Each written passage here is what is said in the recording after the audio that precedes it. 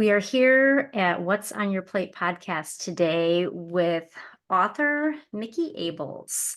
Micki is the author of an amazing book called My Soul Contract. This is a teaching memoir of trauma, truth, and transformation. And I'm really excited to share this space with you today, Micki, and just to let you speak on everything that you've been through. I mean, it's going to be hard to cram it all in, I feel like, in just this space of a podcast episode, but the book for sure is something that needs to be unpacked a little bit in regards to just how you have transformed yourself in your personal and spiritual journey. Thank you so much. It's really an honor and a privilege, Sarah. I appreciate you having me on today. I've enjoyed your podcast, so to be a part of that is, I'm grateful for that. Thanks. Well, thank you. That's very humbling, and I'm honored that you've enjoyed this space already, and to have you on is just incredible. I love being able to uplift people in their stories and in their journeys. And this, of course, is no exception to that trend. So I would love it if you kind of bring us back to some of the beginning stages of how this book even became a thing and how it even came about. Okay, well, over 20 years ago, I had a very traumatic event in my family where decisions were made and relationships were severed, sadly. Um, what I discovered very quickly is that none of us really had any tools, any skills to not only communicate um, the heavy burdens that were going on and the conflict that was happening. So it just kind of never, it just never got resolved. It never got talked about. When things did get brought up, like I said, we didn't have the skills to work through that and talk through that. So I found myself in a place that I just felt very lost, very betrayed. Um, there was no communication, as I said. So soon, just suffering from this betrayal and loss. I call it a betrayal because everything that I had known to be true in my life up until that point, or felt to be true, um, it just had crumbled. So I was looking for answers and I really didn't have them. And without having any of the skills um, to navigate how to heal or work through this, I felt very lost. I got to a point where I knew, and I say this all the time, but I couldn't stand myself. I was a whiny friend. I was a crabby mom and a bitchy wife. And I knew I needed to find a way out of that because it just didn't feel like me. So I got my hands on every self help book you can imagine, read everything that I could. At the time, or actually prior to that, I was a huge Oprah fan. So I watched anything she had on, and especially Super Soul Sundays were huge because she had spiritual leaders and those people really resonated with me. So I kind of went that path and read a lot of those kinds of books. And then I started journaling. People talked about the impact of keeping journals, and what I felt, there was such a release in being able to write down my anger, my disappointment, my rage, anything, and to get that on a piece of paper. Just there was an energetic flow where I just felt less heavy. There was a lightness that came with that. So when I decided, after I had been through so many things and felt that I had found a way to begin to heal, that's when I decided that those journals, and there were many, many of them, would become a book to help other people that were struggling with the same things I did. I just love that. I Yeah. love that you have taken your own experiences and created something that is helpful for other people. I think at the core of what we are here for in this earthly existence, that is it, is Mhm. to take our pains, our experiences, our knowings, and turn it into something that helps other people. And you've done just that, and it's incredible. I couldn't agree more. I think it's interesting to the healing that we have done from our parents' traumas. Mhm. Um, I think that, like everything, when you know better, you gravitate towards doing better type of mindset. And I think about this a lot with my own parents. They didn't know how to heal. They didn't have the tools to do that, or they did not have resources to look to help them sort out the things that they were going through. I feel like the work that you are doing, and that many of us are trying to sift through in terms of kind of recovering from our parents' traumas that boiled over into our lives, is a relatively new thing. I agree with that. And you're exactly right. They didn't have the tools. And I think what I realized too on my journey is that there's a there's almost a complacency to not question. I wasn't really brought up to question a whole lot. And that you just kind of went along with societal rules and convention, and that was okay. And I was perfectly okay with that myself until this happened. And then you or I started to unpack everything in my life and realize, you know, so much of my character, my personality came from generations of other people's personalities. And so, what I work with my clients on a lot is deciding all of these things that you've inherited. Some are really sparkly and great and beautiful, and those, of course, you should hang on to. But so many of them we've inherited, and we never question them because maybe they don't come into question. Maybe things we think are seemingly going okay for us. Um, but when there is a crumbling of a foundation, you do begin to question that. And I put so much of that under the microscope and really looked at that and said, am I just doing this because I've inherited? This is how my mom did it. This is how my grandma did it, and so on. Let's really look at that and see, what am I comfortable with? What do I believe about that practice or that behavior? These patterns that we develop, and what do I want to hang on to, and let's look at the things that I don't really believe in anymore and know that it's okay to let go of some of those things. Absolutely. I've talked about it before in this space. What are our actual beliefs and what are the beliefs that we have just been programmed to believe, Mhm. that are not actually our own thoughts and values or opinions.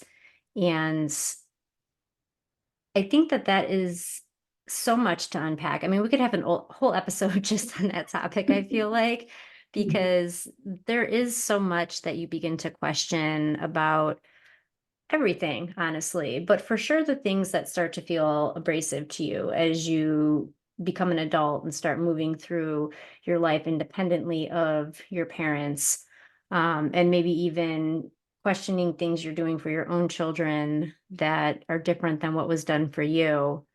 One of the things that really stands out to me, in regards to just the generational traumas and moving away from the things that weren't working, is the way that we are either punished or punish other people with silence. And I know that that's a big part of your journey in regards to the trauma that you have endured and have worked through. And I would for sure love to hear you speak more on that in why do we feel like that's the solution, just to stay silent and to ignore or even outright isolate ourselves or other people with silence. I think there's so much involved in that. I think on a personal level, for me, um, so the middle child syndrome, right? So we're trying to make sure that everything's in balance and make sure everyone's happy. And it's very disruptive to our birthright as the middle child to have things feel disruptive. I know I certainly fell into that category growing up and making sure that, everything was balanced and smoothed out and everyone was happy. And if it wasn't, that affected me greatly. Um, so I went to great lengths for that. I think the other part of that is, again, being taught the skills that your voice is important. I didn't learn until I met my husband and his family that I remember one incident, and I'll use it because it was so meaningful for me, is that he and his mom and dad were in a pretty heated discussion. And it was to the point where I was getting very uncomfortable and I wanted to leave. And I thought, oh no, I shouldn't be here. And I don't like how this is going. And at the end of it, they stood up, they kissed and hugged, and they were totally fine. And in that moment, I saw a family that could disagree, still love each other tremendously. And not only that, but there just was so much respect. So, and that had not been modeled for me. I didn't know that that existed. So I think the silence came from knowing that even if you were to speak up and, speak your mind, say what you thought, speak your feelings, that I don't think, at least in my case, that my parents had the capacity to know what to do with that. So I think that does make us quiet. I was also taught really not to question anything. I use the old adage of, because I said so. And I'm not blaming my parents. Like you said in the beginning, these are things that, are generational. They did not have the resources that we have now. They were not taught the things that we are learning now. So I just really think that they wouldn't have had the capacity to have answers for me. Yeah, that's really rings true for me. Mhm. Everything you just said there for sure. There's always been consequences that came along with speaking your truth or being in a place where you want to have a disagreement or even a friendly confrontation, right? Like to have a hard conversation, there was always consequences to doing that by way of probable silence, if not just full on dismissal or even ending of relationships. So that fear that holds us back because we're scared of what we're going to lose if we say what we feel is very real. That's for sure. Yeah, definitely. I can went through that, felt it, have made great strides to change that with my own children, Hmm. yeah, and other relationships. So yeah, it's vulnerable, it's scary, um, and I think it's a skill. I don't think, unless you're really outspoken and that's the way that's your personality, that's what you were born with. I do think it's a skill. No one likes to feel uncomfortable in those moments. And it is being vulnerable. And that's extremely uncomfortable. There's that fear of just abandonment in lots of different ways, emotionally. Um, yeah, just yeah, Yeah, it's a tough one. 100%. Mhm. And what you went through with your family, without giving too much of the book away in this space today, but years of isolation from each other. Um, would you say that that experience was necessary for you to elevate yourself personally and spiritually where you are now? It definitely was necessary. It was painful, but what I needed, I couldn't get. And that was a huge learning experience for me, is the things that I felt that I needed, they didn't possess to give them to me. Um, so it's like, stumbling around in the dark and trying to grasp for something that you need and it's not there. And it very much felt like that. So, and because of what had happened, and really truly it was a choice on both of our parts. We could quit speaking, didn't know how to fix that. And then it gets to a point where it feels like it's too late. um, I was at a point where my mother did reach out to me at one point, but I was so angry and I just couldn't. She might have said all the right things, but I wasn't in a place where I could receive it in that way. So to remove myself, and even more so than that, it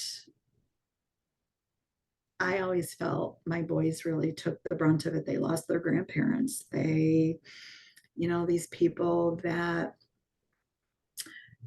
are supposed to be part of their lives, are supposed to love them unconditional, and they didn't have that. So that hurt even more. So then I became mama bear, very protective of that, and didn't want to kind of put that out there for,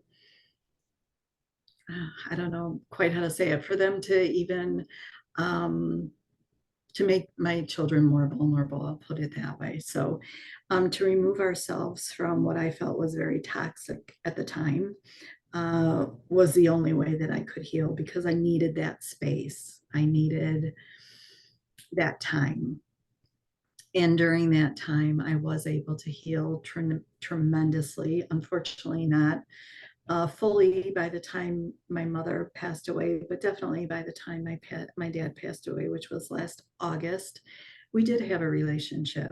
It's not what it was before, but I wouldn't have wanted that either, because that wasn't 100% authentic.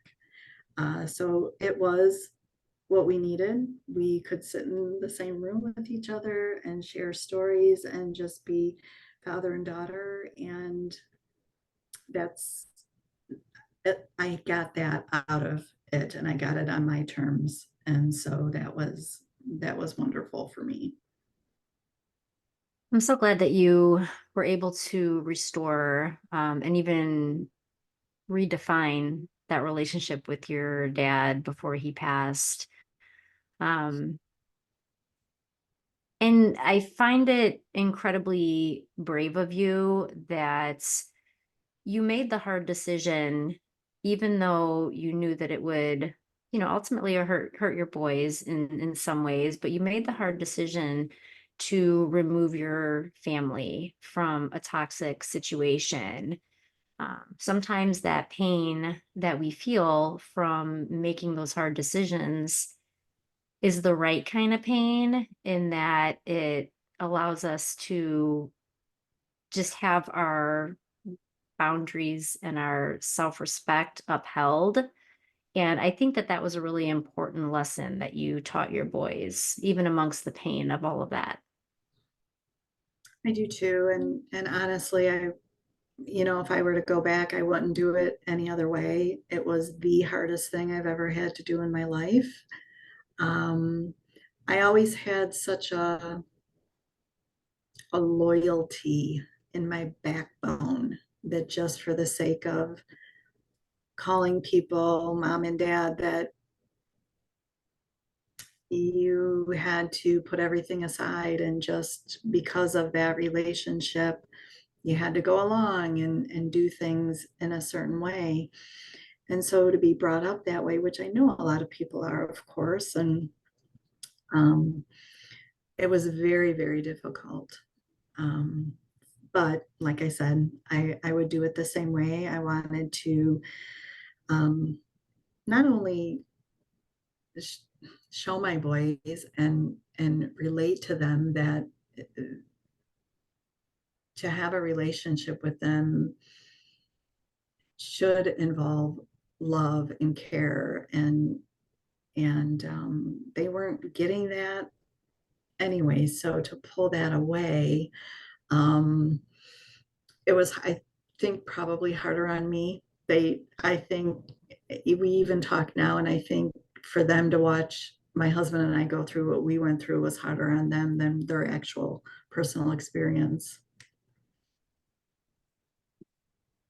You know, the mention of you saying that looking back, you would not do anything differently, even though it was hard, is just the confirmation that some of the most necessary and best decisions that we make in our life are the hardest ones. Mhm. I agree with that 100%. Yeah, I mean, I think, as you stated too in the very beginning, I believe we are here to learn and grow. And for many of us, we have challenges and burdens that we question. Why is this happening? Why do I have to go through this? And I think without those challenges and those burdens, we aren't who we are today, and we're not learning and we're not growing. Um, if we can find a way out and not get stuck in that and look at it as something that's happening for you and not to you, Mhm. um, kind of using the victim mentality, which, there's betrayal and loss of all different kinds. And I'm not saying that, of course, you need to grieve certain losses and go through things. And of course, you can feel depressed and anxious, but the key is to really not stay in that place too long, because these things that are happening for you, as hard as they might be, there's something in that for you. There's something to propel you forward in that. And maybe it's such a difficult loss that it makes you or steers you in the direction to do something that you never thought you would do Mhm. before. And that is to help people in a different capacity. I would have never thought I would write a book. I would never think I would get up and stand in front of a group of people and talk about my experience and my coaching and teach meditation classes, because I'm really an introvert. I'm very private. I say that, and yes, I have a book and I do these things, but it's taken uh, a lot of uh, internal motivation to get up and stand in front of people and talk about those things. One, I'm passionate about it, so that certainly helps.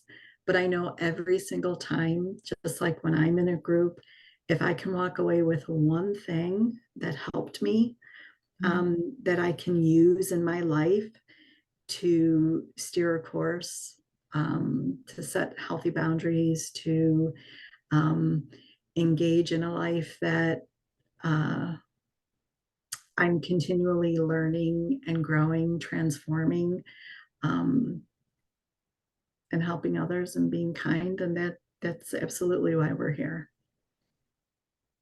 All of that, everything you just said, that resonates so much with me. And when you are doing work that is absolutely your purpose, it removes those insecurities of that introvert type of personality. I feel like I identify as an introvert as well. Most people have a hard time believing that just because I have made myself very visible in a lot of ways and have shared a lot of vulnerabilities.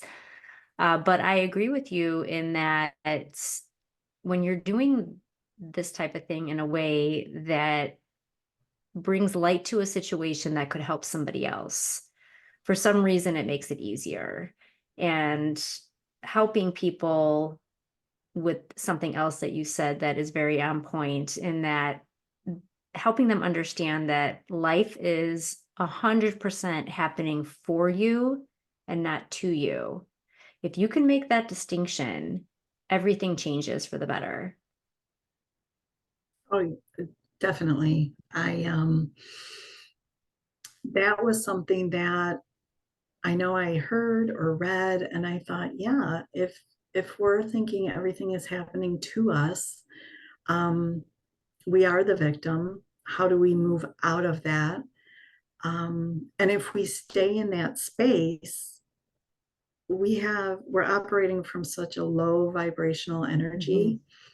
And because we attract the energy that we are putting out there, it just brings more and more low vibrational energies to you. So you're already feeling stuck in this place, and then more and more is being attracted to you. And for many of us, we don't understand it. Why is this happening?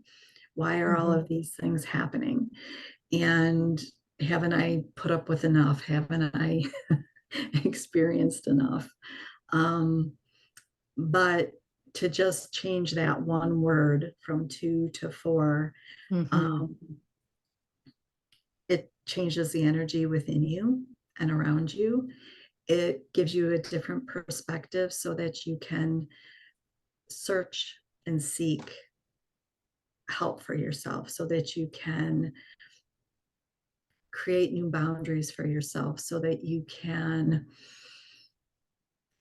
try to investigate the ways to make or help you to heal. And I think once you find those things and you see some healing begin to happen, and you did that yourself, that's pretty significant. That's it's one of those moments where it's life changing, and that you now, or at least for me personally, I knew that I then had the capacity to do that, and it gave me courage to keep finding new things and keep exploring and keep digging at my own walls that I had put up, and the things that I wanted to uncover and explore and really understand at a very deep level. Um, yeah, all of those things are just huge. Energy for me is a huge motivator, Mhm. um, to understand that. And we're really, not to get off subject, but we're really in a time when um, science is playing a huge part in explaining a lot of that about vibrational energy, and how that we can change our own vibrational energy, and to know that we are attracting what we put out there, and it's pretty significant. It sure is significant. And, it's like the difference between feeling attacked all the time versus feeling empowered all the time. And I like what you said too at the end there about living in a time. It feels like science is catching up to spirituality, or trying to at least. And I don't know that I'm full on board with science wanting to fully decipher spirituality, because I think it goes much deeper than we in this earthly form are capable of comprehending on a scientific level. Um, that's probably a conversation for a different episode. But I would love to just hear you talk about how changing that mindset to a happening to me versus happening for me shift has helped you propel yourself into your own spiritual awakening. It it gave me wings. Mm, I love that. It felt like freedom. Um, really, to put it just in just a couple of words, that's what it did. So it, it allowed me to explore a place that felt so scary before.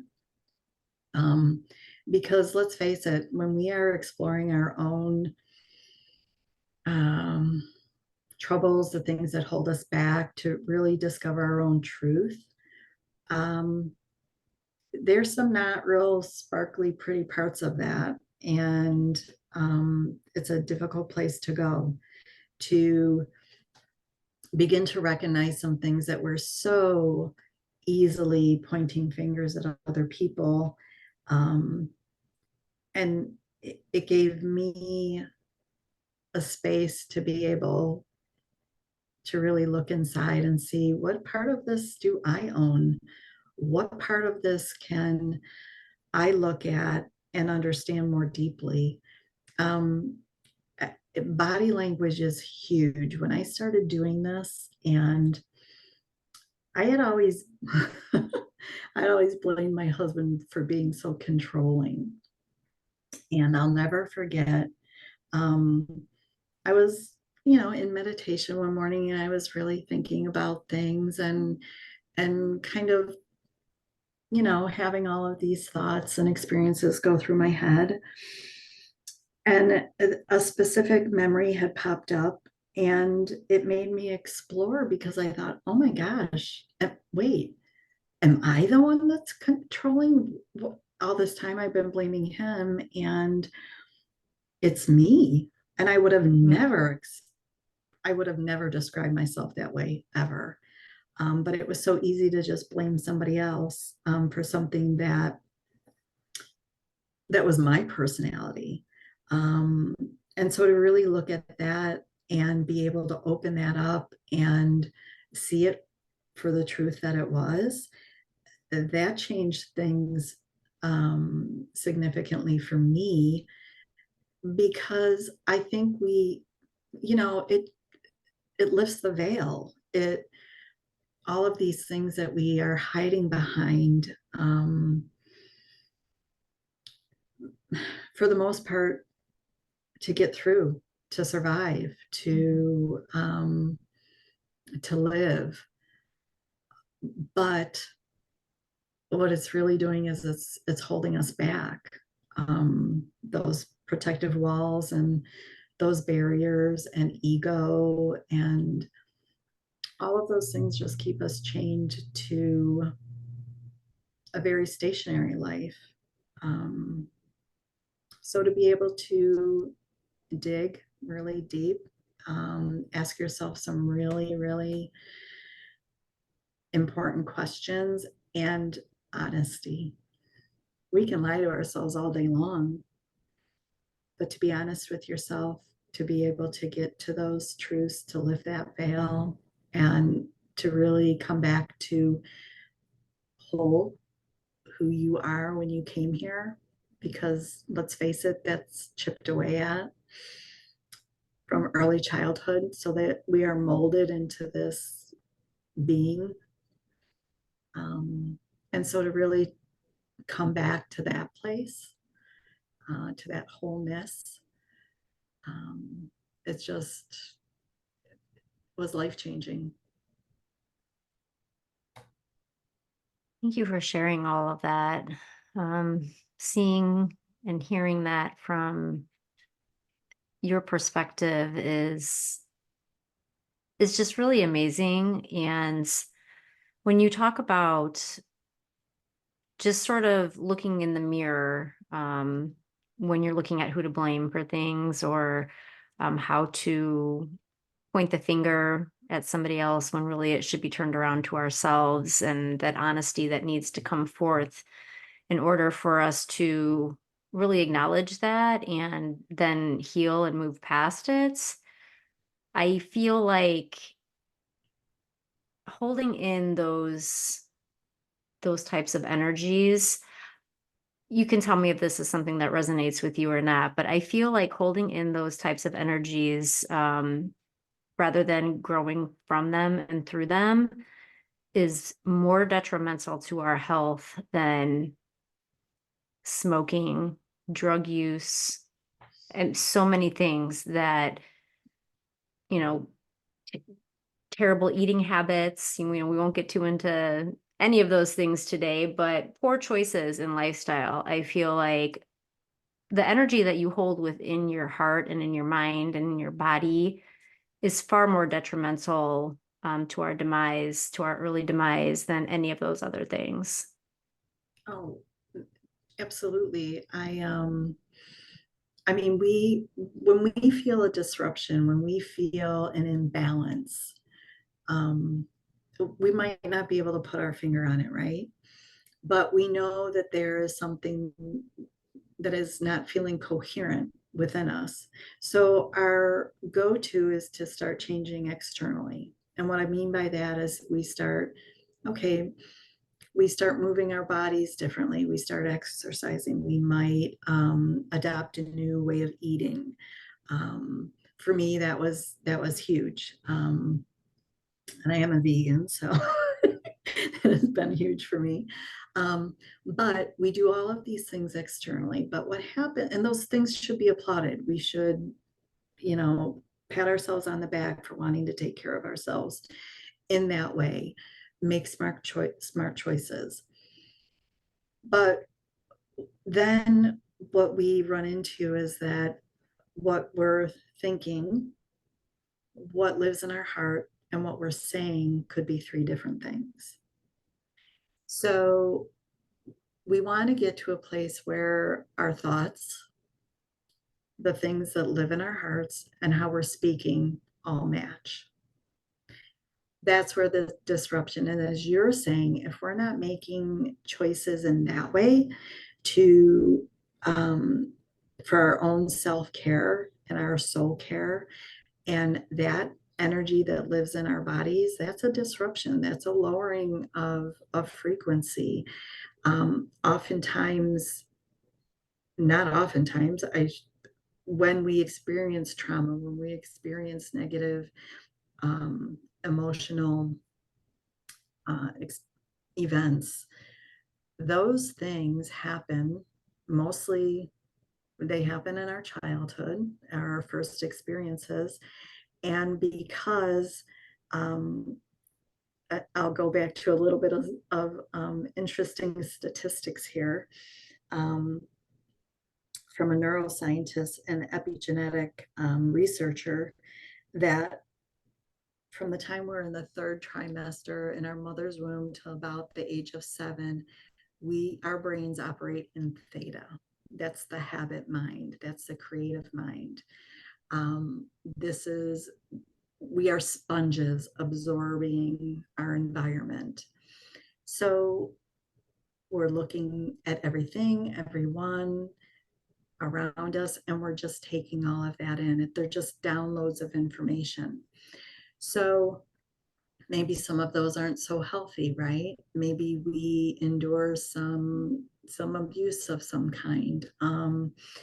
All of those energies, we don't have an analytical thinking mind yet. So we're not in alpha. That's our analytical mind. So at this point, that has to go somewhere. We can't analyze it. We don't have the life experience to know what to do with it. So those things settle in our bodies. What happens then is those parts of our bodies that are associated with the emotions and even the physicality of that part of the body, it lowers that vibrational frequency. Well, what we also know is that then those frequencies, those low vibrational frequencies, attract more low vibration, and it kind of manifests in the body, and to the point where, and I mean, our bodies are very adaptable, and we've changed over the years and years and years. But you're going to start to feel something within your body, a disruption, an imbalance, and you're going to feel an ache or a pain that's going to get your attention. Maybe it's a heartache. I mean, something that just is so emotionally disturbing and hard for you that you're actually feeling that in your heart center.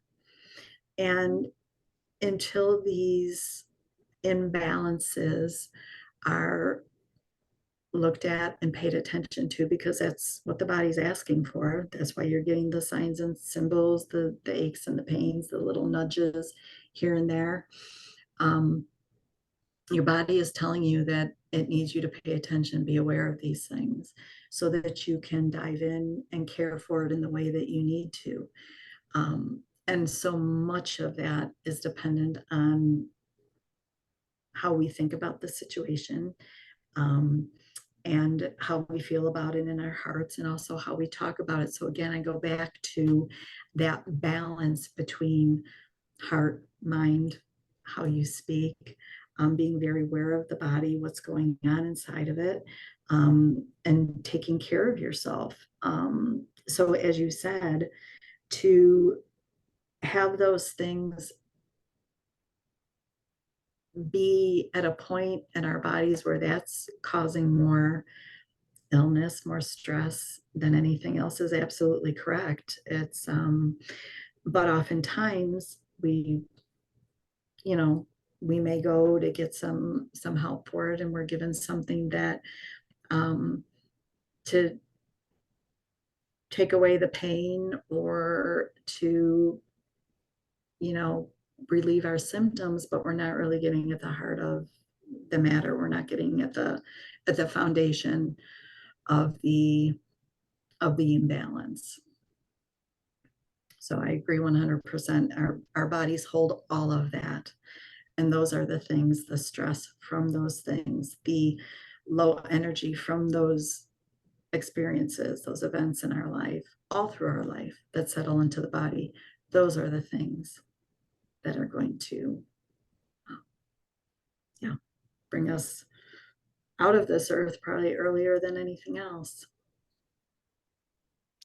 What I feel like I took away from everything that you just shared um, was that it is more important than we even have understood to stop the generational traumas, Mm-hmm. to halt them so that they don't continue. Because when we're talking about um, being sponges from as early as the third trimester into 7 years of age, times in our lives where really nothing is in our control and we're just forced to be influenced by the decisions of the adults around us. It is so important that we acknowledge as a society the need for healing versus the need for just numbing the things that we need to heal from. Excellent point, because we're very good at numbing and distracting, and even to the point of paying attention to other people's lives more so than our own. That's also a distraction. But exactly to your point, the numbing, the distracting, and some of that is because we don't know um, about some of the resources that are out there that can help to direct us, to guide us in a way to help to heal from those things, and to, more so than that, to even start to recognize those things in ourselves, and kind of where we started the conversation of the things um, that we inherited, that that we no longer need, but to come back to that, and to know that those things are so very important. And when we numb, it's just saying that, it's uncomfortable, and we don't do uncomfortable well. um, we do familiar, even though it might be toxic. Familiar is a place that we settle into often because it's safe. Mhm. So to recognize some of those things that we want to change, and we notice that we go back to our familiar place, we have to just, it's an awareness. It's just really, really paying attention to how you think, the actions um, that you're putting forth in your life, the direction that you're going, to have an intention um, that matches those beautiful parts that you think about in your heart. And yeah, just it takes an awareness. And I always say this work is not for the faint of heart. It's difficult. It's hard. Um, I shouldn't say that. It's really not difficult. It's uncomfortable.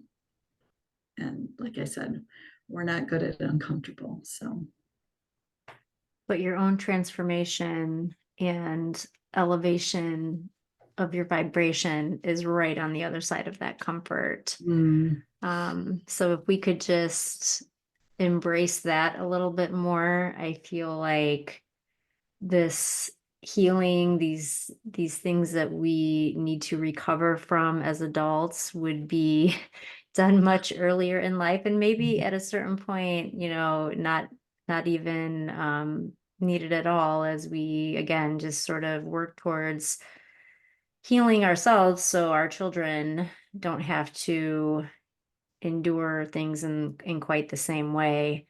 um, Micki, you've talked about in your book how things like journaling and meditation, things of that nature, have helped you progress in your transformation.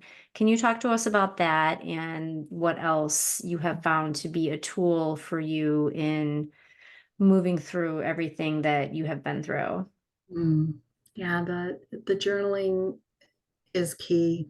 Writing and knowing that that's something that's so personal, and it's between you and that piece of paper, you and your keyboard, however that works for you. There is an energetic release in that. It's a transformation of energy, something that you are holding inside your head, inside your heart, inside your body, and now it's out on paper. Um, Mhm. it's That's huge. There is something very magical that happens in that. Um, the other part of that, meditation,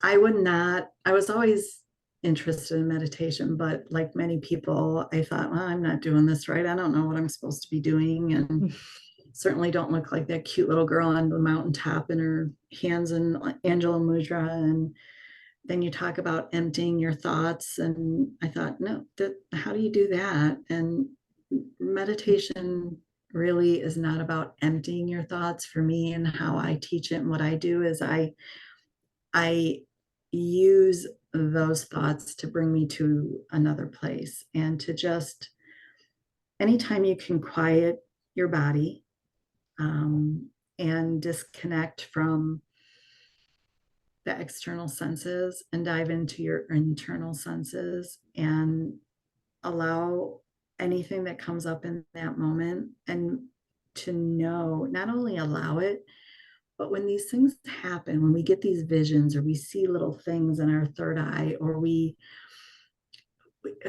something happens, and we right away, our analytical mind wants to come in and try to sort it out, and try to say, oh, I wanted it to happen, so that's why that happened, and I was thinking this, and that's why that occurred.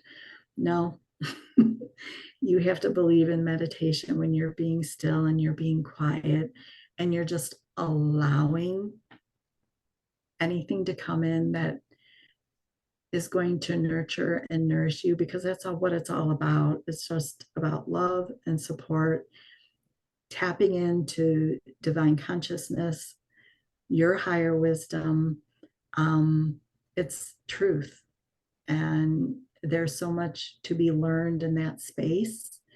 Um, that when you have a transformative moment in meditation and you come out of that,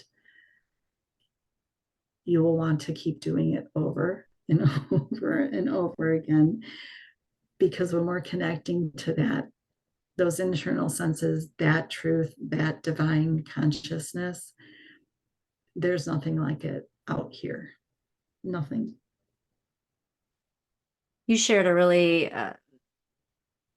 personal experience in your book regarding one of your own meditation sessions. And it almost, I don't know if you use these words in the book or not, but it almost felt to me that you were having like an out of body type of experience, because you described it as not even really knowing where you were. You were so deep in that meditation. And for some people, that can sound scary, but you came out of that feeling so enlightened and uplifted and amazed. It just made you, it was almost addictive, right? It's almost like you just wanted more of that. But it's an addiction in the best way possible, because that stillness allows you to lean into your truth and your purposes and who you are. And I would love to hear you just talk a little bit about that experience that you shared in the Mm. book. Um, there's so many.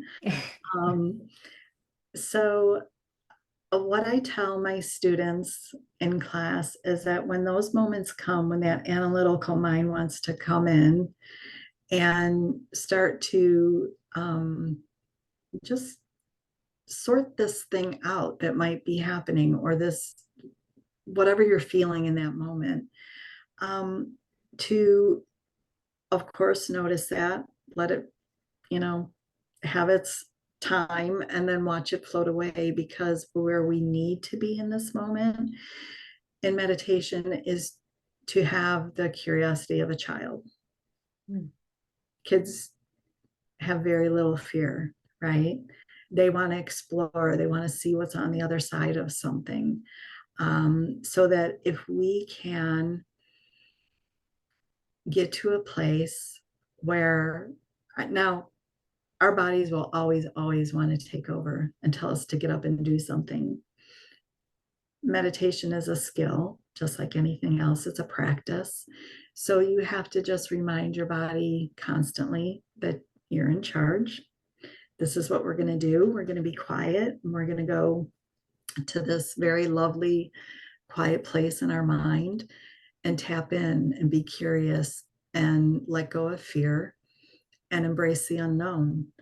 Um, so each time you're in this place and you allow yourself to travel as the observer to this unknown space that really and truly hold all of your answers for you, whether you're getting that in verbal form, there's some sort of communication coming through, whether you're seeing signs and symbols, whether you're just getting a download of emotional information. It comes in so many different ways. So I would say to just be curious. There's nothing to fear in this. There's nothing to be afraid of. The only thing we fear are our preconceived ideas, something that we can attach to an experience that we had at some point in our life. And again, that's because we want to bring ego into it. We want to bring our analytical mind into it.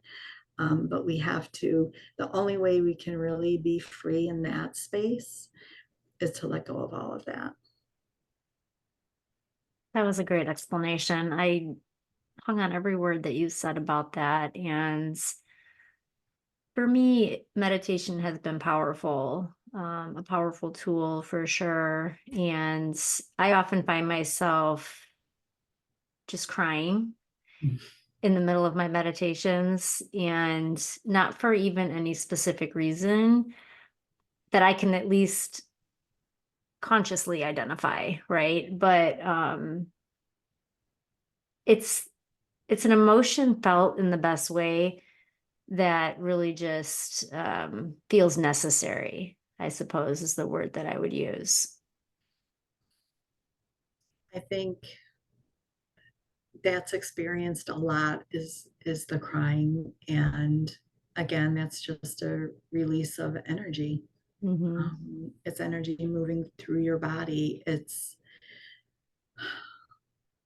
an unfolding, and it's also a surrendering in that moment. So a lot of people experience that. Um, and again, it's oftentimes after class, I'll ask my students to share anything, that happened, or because of course some things happen and we don't quite explain them, or we don't understand them, I'm sorry. And but I always go back to whatever you're feeling in that moment. I can't tell you what you were feeling. I can give you an observation, and from my education I can give you that point of view. Hmm. But whatever's happening for you in that moment, that's for you. That's your truth. That's such a personal, deep connection that you have. So that's where the answers are. Um, or you might come away and think, "Gosh, why did that happen?" Or I heard this, or I saw somebody. And I don't know if that's what you were referring to when I saw my grandmother, but those are those are changing moments for certain. Yeah. For sure. I want to hear about how your own healing journey has now inspired you to help others on theirs. You've mentioned class and your students a couple times in this conversation, and I would love for you to share how you're showing up for other people now that you have um, just helped and transformed and healed yourself. And continually doing that because I don't think we're ever done. Right. It's not a There's destination, right? there's It's a no there's journey. no there's no finish line for sure. So in 2019, in the midst of writing, and by the way, the book took me 7 years, start to finish, from the day that I decided, oh, I want to write a book, to sharing it with my family, to trying to learn everything about that process. It was 7 years. Well, Mm, within that time, and recognizing the healing that I had done, I decided that I wanted to help other people. So becoming a life coach was one of those ways that I could do that. So in 2019, I got my certification along with my meditation instructor certification. And I see clients, and that's exactly what we talk about. It's not only talk therapy, which so many people are familiar with, but we incorporate meditation, and if that's something that the client wants. Um, and I meet you where you are, and I'm your cheerleader for change. So I'm going to be there, guiding you and coaching you, listening, because I pick up on so many things intuitively, even the word choice, how people's body language, when they talk about a certain person, how their face changes. There's so much to incorporate into a session, and I give it up to my divine counsel to help guide me to help clients. And so there's oftentimes in session, I'll say something and there'll be a client might say, oh, that was so good. Please say that again. And I have to tell them, it just came to me. I always ask for help, to be a channel, to just be a guide and a mouthpiece to help you in your healing. That was so important for me and mine, to listen and be inspired by um, other teachers and healers in my life. And so that's how I'm showing up and helping others. And I can tell you, I have a 9 to 5 job, but when I do, when I see my clients and I teach meditation, that is my passion. That Mhm.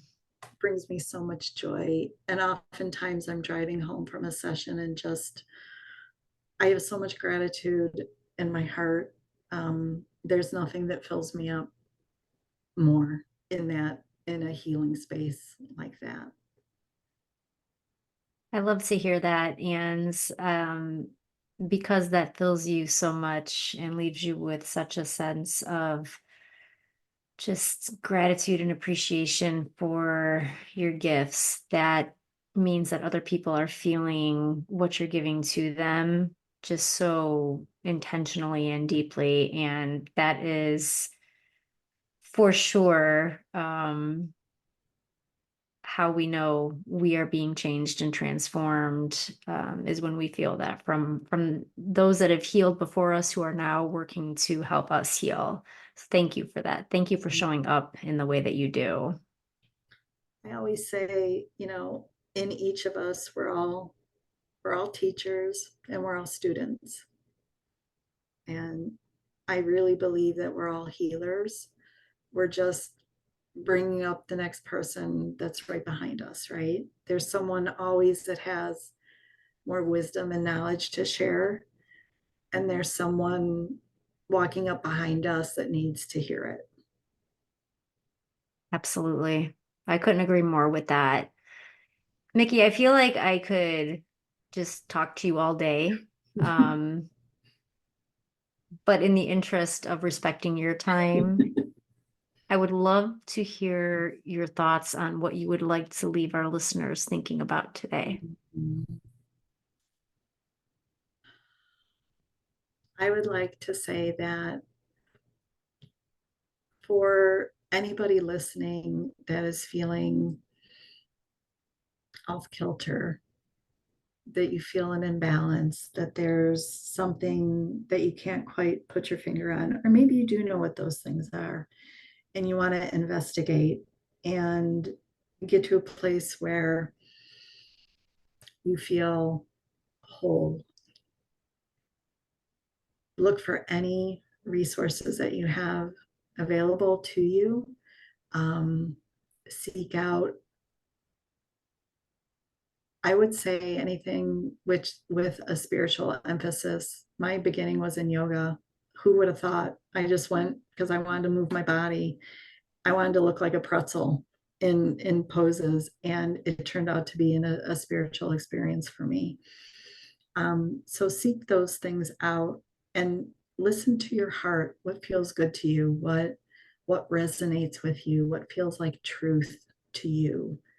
Find some like-minded individuals and share space with them. Part of this journey is very difficult because you have to let go of some of those relationships and the people that are no longer bringing joy into your life. And some of that will fall away naturally. Some of those have to be choices that you make on your own. But then to be in a place where you are surrounded by like-minded individuals that you can share your experiences and lift each other up and empower each other and just inspire each other. You will find your answers within yourself and within groups like that, for sure. Thank you for all of that. And just thank you for the work that you're doing and for sharing this beautiful book.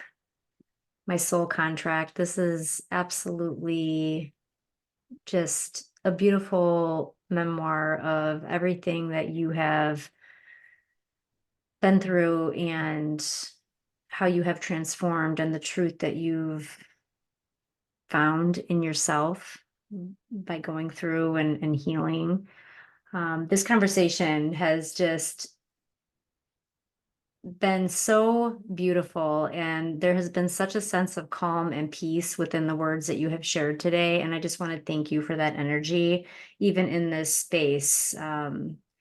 This virtual space, I felt that from you. So I just want to thank you for that. And I just want to thank you for just the way you show up in the world, Micki, really and truly. Thank you for being here. Thank you, Sarah. I'm grateful for you. I'm so happy that you are doing this and following your path. I know you from other things, and to then find you here was very interesting to me. And I thought, Mm. wow, that's inspirational. That is something to be applauded. So I'm grateful for you and that you listened to your heart and followed your passion. Well, thank you. We are all a work in progress every Yeah. day, right? It's a continuous journey. Be brave Yes. enough to pivot, Yes. and to move into the direction of the things that feel good to you, no matter what other people's opinions or judgments may be in that regard. Yes. Yes. Absolutely agree. All ways to stay connected with you, Micki, will be in the show notes for all of our listeners to easily connect with you and learn from you and be inspired by you. And again, thank you for just being here today. I appreciate you. Thank you, Sarah. I appreciate you.